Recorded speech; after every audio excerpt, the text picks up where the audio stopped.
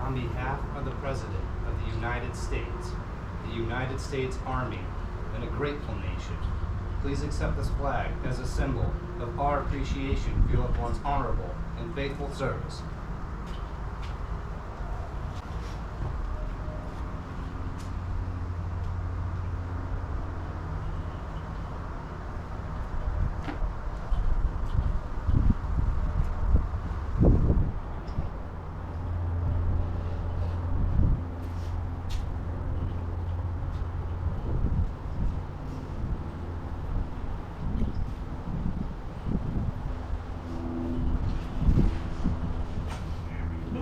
There you go. Get after him. Get in there. I want you to know he had 2 bronze stars and he's in a bronze box. So there you go, full circle. I wanted to thank you all for being here and participating, sharing in all of this.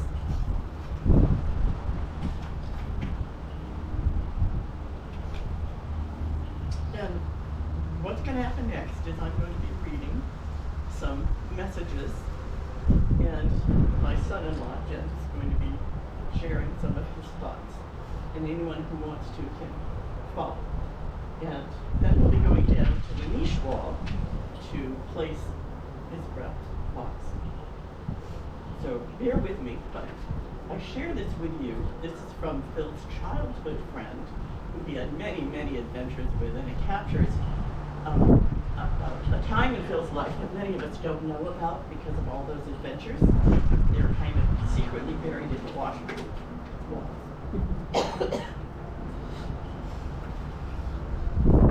This is a Washburn boy. Many of you are county people were finding out, so I think you outnumber everybody else. It's fitting that we are here at this resting place for the men and women who have defended our country for the freedoms we enjoy. Phil became a warrior for us all. And let me think, do I have a tissue? Yes, I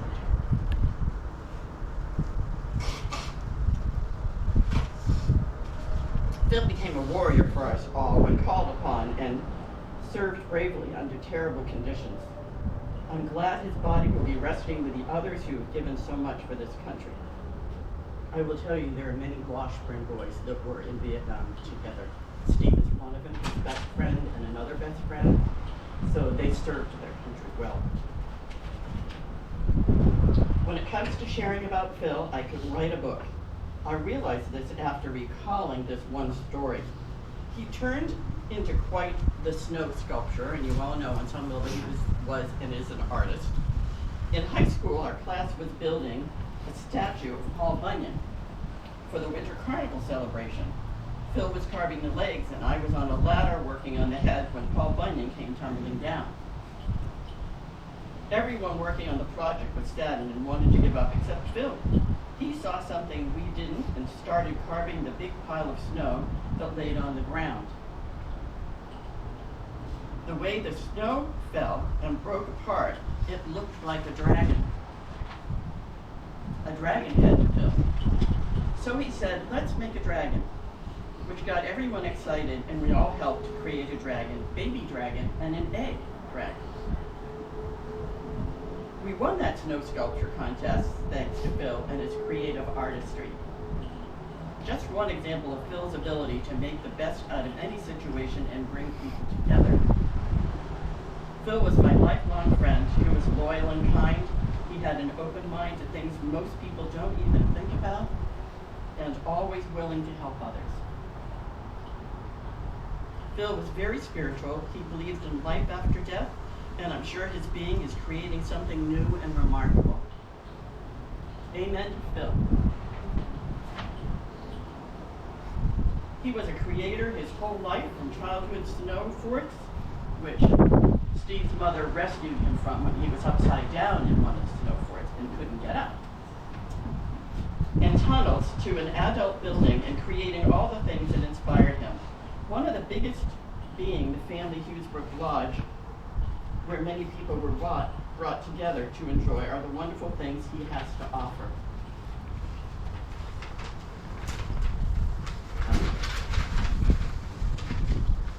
Phil was a great friend to me from our childhood, school years, high school adventures, first vehicles.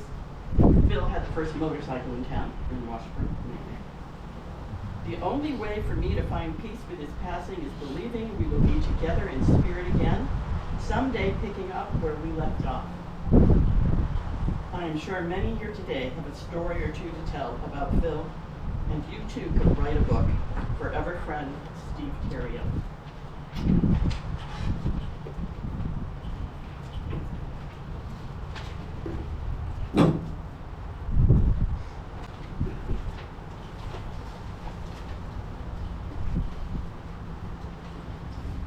Time. Phil Daggett put in his time. He also took his time. A veteran of Vietnam, he served his country honorably during a time of unthinkable conflict. A recipient of a Purple Heart, 2 Bronze Stars, and an Air Medal Star, his time in Vietnam was certainly filled with danger. As I stand here today, in this place, surrounded by people that either paid the ultimate price for the freedom we enjoy in this great country, or like Phil, answered the call when his country needed him, and then went on to contribute his time to society in so many positive ways. I am humbled by the sacrifice and the contributions of those that remain here. Time. None of us had enough time with Phil. Certainly not those of you here that knew him all of your lives, and certainly not those of us here, like me, that had Phil come into our lives for a variety of reasons over the years.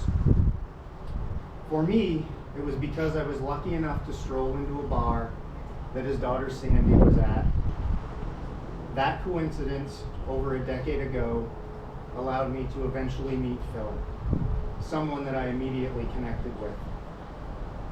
At first, I thought it was just because I was trying to impress the father of the woman that I was courting.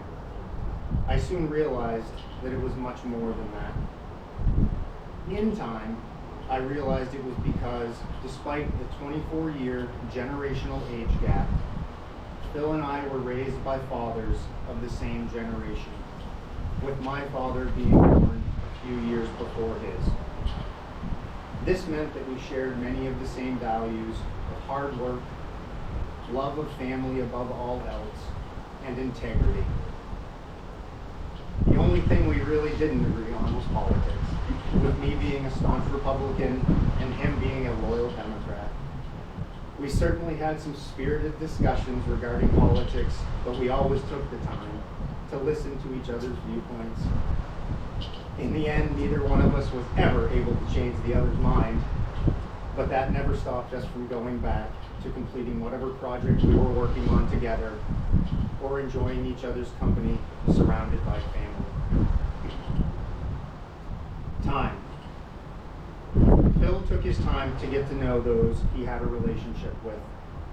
Sometimes he even took the time to get to know people that he would likely never see again, most often at Home Depot.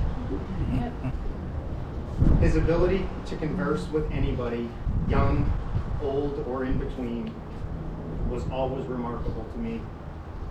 Sometimes it was also infuriating in the best way that infuriating can be. Sometimes I just needed to be patient and admire the way that Phil could interact with those around him before we could finish whatever it was he had asked me to help him with. Phil took the time to educate people about the history of the lodge. He took the time to instruct young people regarding the direction of their lives in his professional career as a school counselor. And he certainly took the time to make sure that his family knew that they were loved and were important to him. Time. As I said earlier, none of us had enough time with Phil. For me, both in life and in death, Phil taught me the importance of time. The importance of taking the time to make connections with people. The importance of investing the time in the relationships that we each have in our lives. And most importantly, that time, despite being infinite in and of itself, is finite for all of us, and that it is later than we think.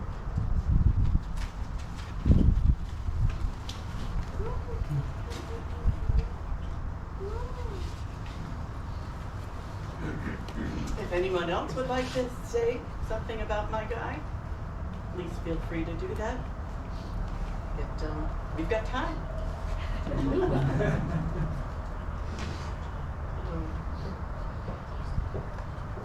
I work with Cheryl.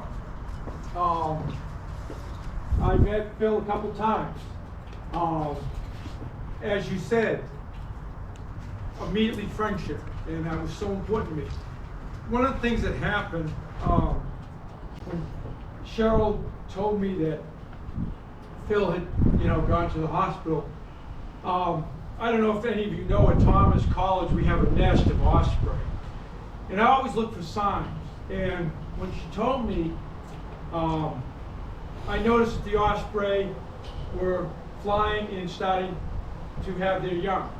And I thought to myself, I've got to call Cheryl and let her know that Phil is going to be all right, because the osprey are flying. A couple of days later, she called me and said that Phil had passed. And I thought the sign of the osprey flying was Phil. And from that moment on, every time I go to Thomas and I see the osprey, I think of Phil.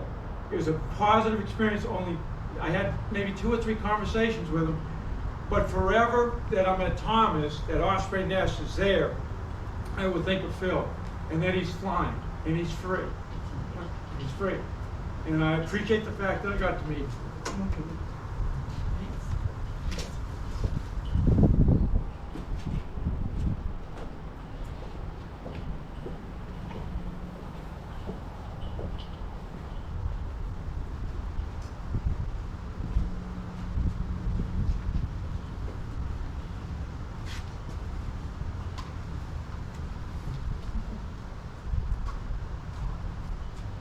Hello, everybody.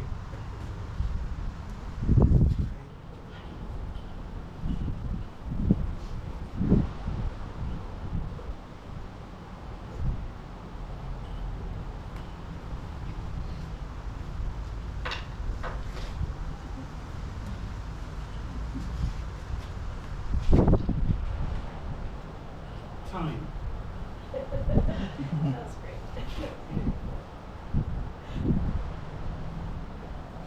To know Phil is to love Phil.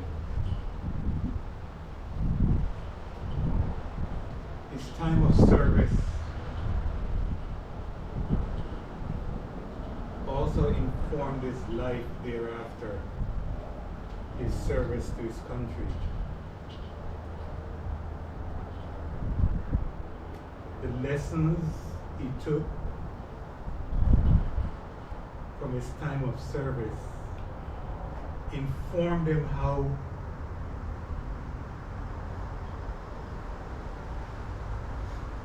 he treated people around him. But that had to be there before his time of service for it to come out the way that it does. To know Phil is to know his children, to know about his children, his grandchildren, his wife, and finally, I know what you look like in person.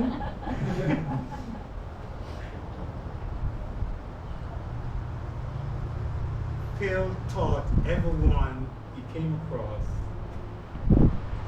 that the time to love and care is now. The time to see each other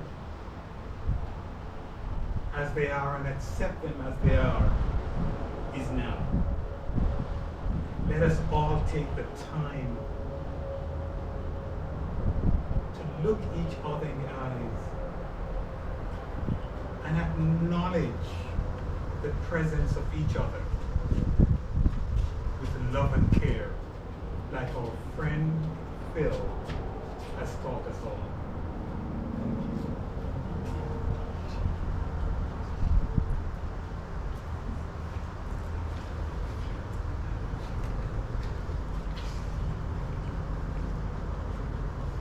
We are all so blessed. Thank you. Is there anyone else who wants to come and share?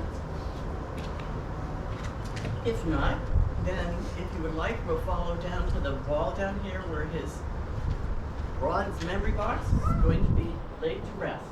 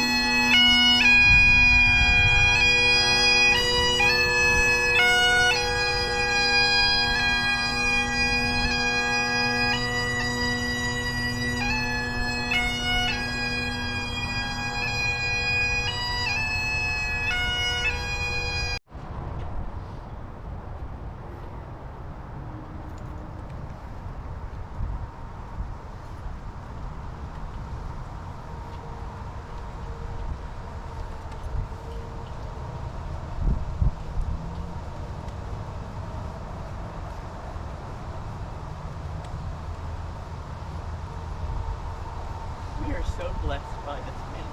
We are so blessed. And the sweet thing is that he lives. That's the sweet thing, is that he lives. And he goes in his blessings.